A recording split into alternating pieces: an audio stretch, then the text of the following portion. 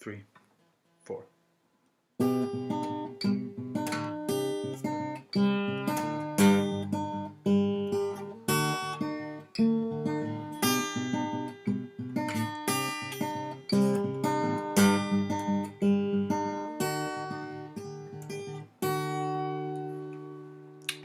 An American tragedy has befallen us today. Another mass shooter's gone and blown them all away. They offer condolences, but don't extend a helping hand. If the government won't help us now, then we all must take a stand. You ease your troubled mind and rest your weary head, but all your thoughts and prayers cannot bring back the dead. You're judged on what you've done, not on just what you said. So if you have thoughts and prayers, just keep them to yourself instead.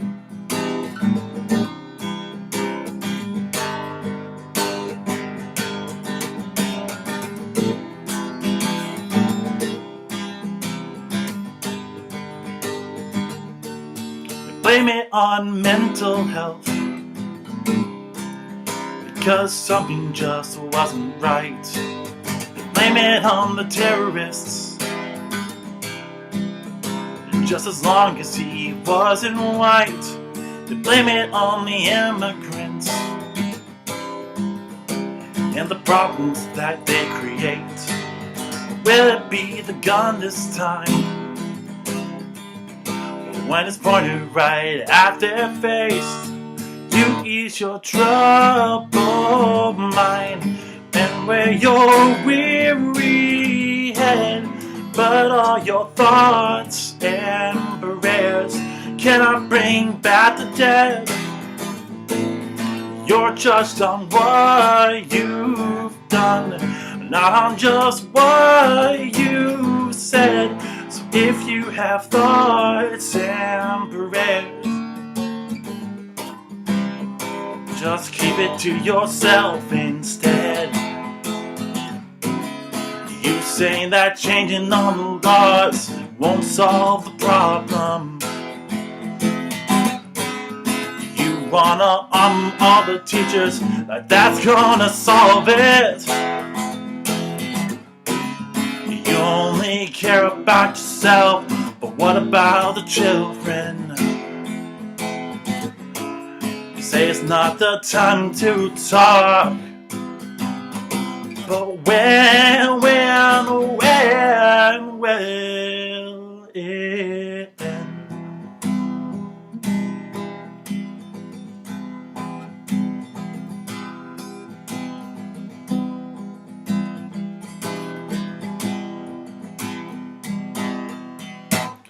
You ease your troubled mind and lay your weary head, but all your thoughts and prayers cannot bring back the dead. You're judged on what you've done, not on just what you said. So if you have thoughts and prayers, just keep it to yourself instead. Just keep it to yourself instead. Just keep it to yourself instead. Just keep it to yourself instead. 'Cause your words won't bring back the dead. Hey everybody, thank you so much for watching this video. This was an original that I came up with over the last week after the recent shootings in Florida. And, you know, after seeing everything, after hearing all the testimonies, after reading countless numbers of different opinions, different arguments, I just felt like I want to put something out because it is something that frustrates me in general, that stuff like this is still going on. You know, I don't always get political on here, but you know, this is a particular hill that I will die on, if you will. I think that this shouldn't keep happening, and I hope that everyone else would agree. But you know, it's just frustrating to hear all over and over again thoughts and prayers. You know, and you know, if that's the only thing that you can do, I totally understand. I'm not going to judge you for saying thoughts and prayers if you honestly can't do anything else. You know, if you're part of the family, or if you're, you know, a close relative of somebody, or someone around them who knows that they have lost somebody, you know, I understand the thoughts and prayers. I'm not going to judge you for that. You know, I've lost someone out. I've lost someone very close to me when I was younger. I lost my dad. And I understand how much thoughts and prayers can help. And I get that. I'm not going to dissuade people from doing that. What I am tired of is the countless people in the Senate and the House, even our president, who issues thoughts and prayers, and that's all that we have. That's all that we can rest our heads on. You know, it gets frustrating because there's so much that can be done. You know, the definition of sanity is trying something over and over and over again, with expecting the same results. I mean, or expecting different results. You know, and that's what we're doing. It's insane. It's insane to keep having stuff like this happen, and then thoughts and prayers, and then, oh, it's not the time to talk about this stuff, or we can't talk about this stuff. Let's not politicize this stuff. You know, give these people time to grieve, and I get that. Yes, that is true. I totally understand. But if we keep saying let's not have the conversation, we either forget about it or it never happens. And then this happens again, and we're like, why does this keep happening? And it's because we don't do anything about it. And, you know, I'm so impressed to see these teenagers who've lost their friends, who've lost classmates, standing up and saying, no, this is the time to talk about this. Because you know what? They're actually being adults on this, while everyone else is getting mad about whether or not we should be talking about this. You know, I'm not asking for the whole entire world to change. I'm not asking for everyone to lose their guns. I understand that there are a lot of people who, you know, are respectful. They don't use their guns for anything more than hunting, and they take care of everything. They make sure that nothing happens. They're mentally sane and everything like that. I get all of that, but I mean, I'm just going to talk to the gun owners for a second. And I'm just curious as to what you think about this. First off, if you have kids and you're a gun owner and you're against even changing the law a little bit to help this out so that none of this happens again, tell me why. I would love to hear, because for me, if I was a parent, I would be scared to bring my kids to school, knowing that there's a strong chance that somewhere someone is mentally unhinged, or is, you know, a bigot or a racist who is trying to kill the person that I love, you know? I would be afraid of that so much, you know?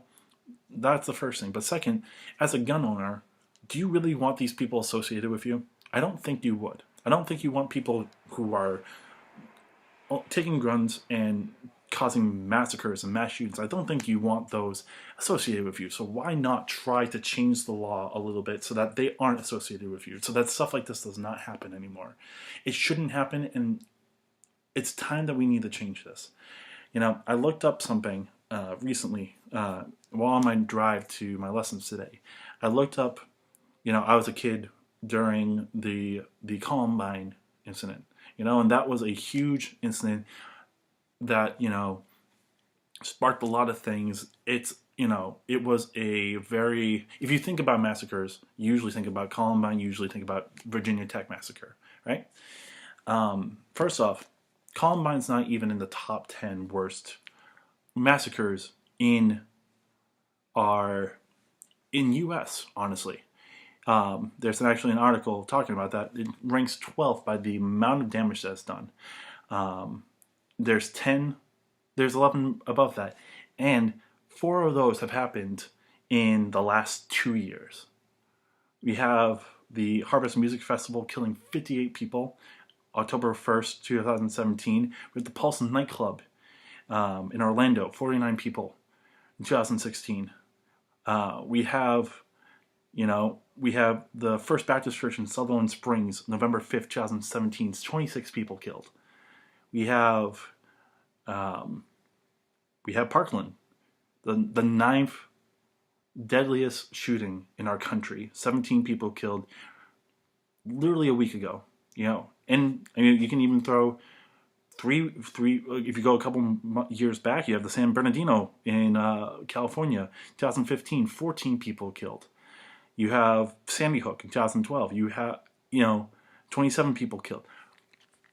We shouldn't be, when Columbine is not the biggest incident and it's not the catalyst to stop something, then this needs to change, because too many times have we seen stuff like this happening, and we don't want to see that. There's plenty of other countries that do this better, and a lot of Americans want to claim that we're the number one country in everything, and that if you don't like it here, go somewhere else. Well, we're not the number one country in this, and we need to change it. And I'm not saying that we have to revolt. I'm not saying, I want an open dialogue with people, and I want to know honestly and truly how we can get to a consensus to be able to minimize this stuff. I know there isn't going to be an end to school shootings. There are going to be people who are crazy enough to try to find any way of killing somebody. But we can at least try and change that. We can at least make it so that AR-15s are illegal and that you can't get them in literally 20 minutes. We can make it so that mental health is not a stigmatized thing, that we can actually talk openly about mental health and not be worried about saying that it's bad or you're wrong or you're weak. I try to focus on that all the time, talking about, if you have issues, you have a depression, if you have anxiety, that doesn't mean you're a worse person. That just means you deal with other things, and we're all there for that.